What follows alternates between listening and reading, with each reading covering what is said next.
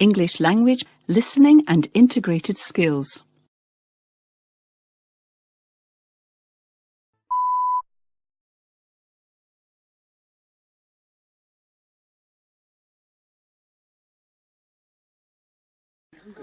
Good morning everyone, and welcome to our regular lecture on health issues.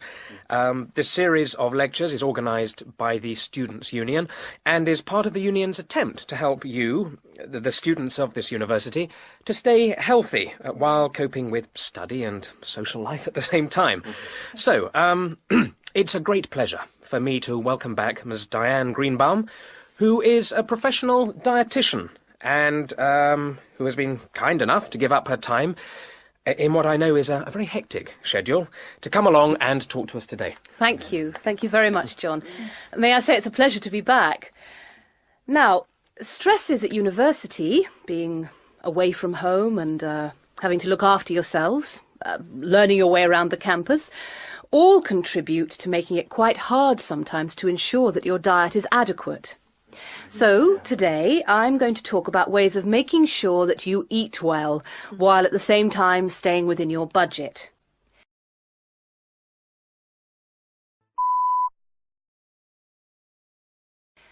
If you have a well-balanced diet, then you should be getting all the vitamins that you need for normal daily living. However, sometimes we think we're eating the right foods, but the vitamins are escaping. Perhaps as a result of cooking, and anyway, we're not getting the full benefit of them. Now, if you lack vitamins in any way, the solution isn't to rush off and take vitamin pills, though they can sometimes help. No, it's far better to look at your diet and how you prepare your food. So, what are vitamins? Well, the dictionary tells us they are food factors essential in small quantities to maintain life.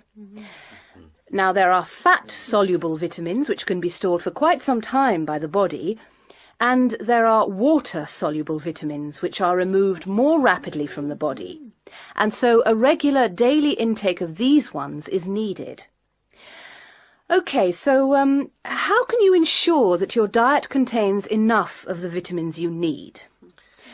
Well, first of all, you may have to establish some new eating habits. No more chips at the uni canteen, I'm afraid.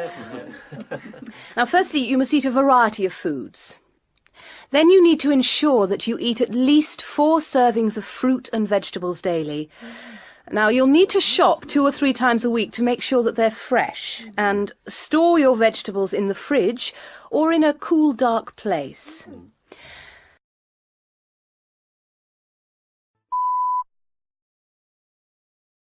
Now, let's just refresh our memories by looking at the healthy diet pyramid. OK, can you all see that? Yep. Good.